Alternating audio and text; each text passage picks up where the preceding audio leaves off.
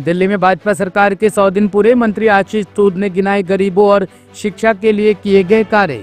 दिल्ली की सत्ता में भारतीय जनता पार्टी के 100 दिन पूरे होने के मौके पर सरकार के मंत्री अपने अपने विभागों की उपलब्धियों को सामने रख रहे हैं। इसी क्रम में बुधवार को गृह, बिजली और शिक्षा विभाग के मंत्री आशीष सूद ने दिल्ली सचिवालय में एक प्रेस वार्ता कर बीते 100 दिनों के कार्यों का ब्यौरा दिया। उन्होंने कहा कि भाजपा की सरकार गरीबों के उत्थान के लिए पूरी तरह समर्पित है और प्रधानमंत्री नरेंद्र मोदी एवं मुख्यमंत्री रेखा गुप्ता के नेतृत्व में सरकार ने अंत्योदय के संकल्प को साकार करने का काम किया है। कि मुख्यमंत्री रेखा गुप्ता जी की सरकार पंडित दीनदयाल उपाध्याय जी और प्रधानमंत्री नरेंद्र मोदी जी के विचारों से प्रेरित है। अंत्योदय हमारी सरकार का संकल्प है और ये सरकार दिल्ली की भारतीय जनता पार्टी की रेखा गुप्ता सरकार गरीब कल्याण को अपना कर्तव्य मानती है। यानी अंत्योदय हमारा संकल्प, गरीब कल्याण हमारा कर्तव्य है। मैं क्रमबद्ध तरीके से कैसे इस सरकार ने 100 दिन में अपनी गतिविधियों से गरीब कल्याण, मध्य वर्ग के उत्थान, गरीबों को आगे लाना और मिडिल क्लास के जीवन को सुगम बनाने का काम करने का प्रयास किया है। मैं आपको अपने मंत्रालयों से संबंधित कुछ बिंदुओं से ये स्पष्ट कराने की कोशिश करूंगा कि गरीब अंत्योदय हमारा लक्ष्य है, संकल्प है और गरीब कल्याण हमारा लक्ष्य है।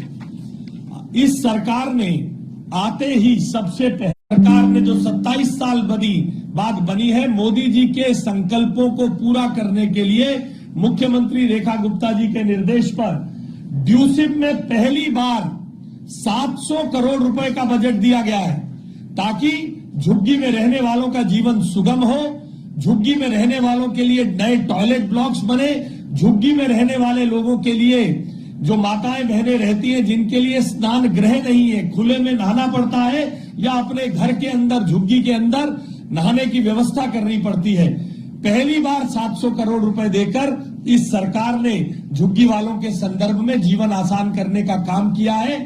और आपको यहां बताना बहुत जरूरी है, पिछली सरकार ने रात को 11:50 पर 31 मार्च को ड्यूसिप का बजट दिया था ताकि वो इस्तेमाल भी ना हो सके।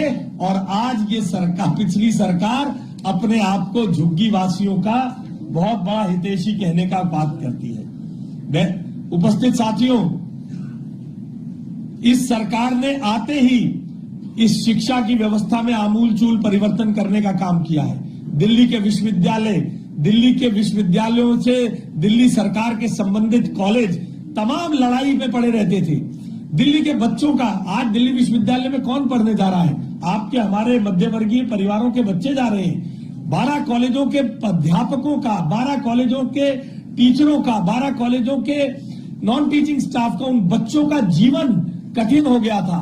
इस सरकार ने दिल्ली विश्वविद्यालय के 12 कॉलेज और संबंधित विश्वविद्यालयों का ग्रांट इन एड, जी हां, 417 करोड़ रुपए का ग्रांट इन एड 1 अप्रैल शाम से 2 अप्रैल सुबह के बीच में इस सरकार ने मध्य वर्गीय परिवारों में पढ़ने वाले बच्चों के शिक्षा व्यवस्था को आसान करने के लिए ग्रांट इन एड मुख्यमंत्री जी के निर्देश पर 1 अप्रैल की शाम को इनके खातों में पहुंचा, जिससे हजारों टीचर्स, नॉन टीचिंग स्टाफ, हजारों बच्चों के जीवन आसान और सुगम हुए।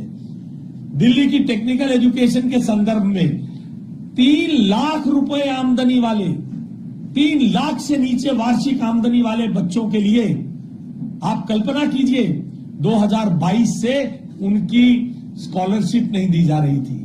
हमारी सरकार ने अंत्योदय हमारा लक्ष्य, गरीब कल्याण हमारा कर्तव्य, 19 करोड़ रुपए 2022-23 के हमारी सरकार ने इन 100 दिनों में देकर उन बच्चों की ट्यूशन फीस के आ रहे दबाव को कम करने का काम किया है। 3 लाख रुपए वार्षिक आमदनी वाले बच्चों की ये स्कॉलरशिप है। 21-22 से दी नहीं जा रही थी। भारतीय जनता पार्टी की सरकार ने अंत्योदय के लक्ष्य को, गरीब कल्याण के कर्तव्य को समझते हुए 100वें दिन इसको तुरंत अपने आप को कर्ज से मुक्त करने का काम किया है।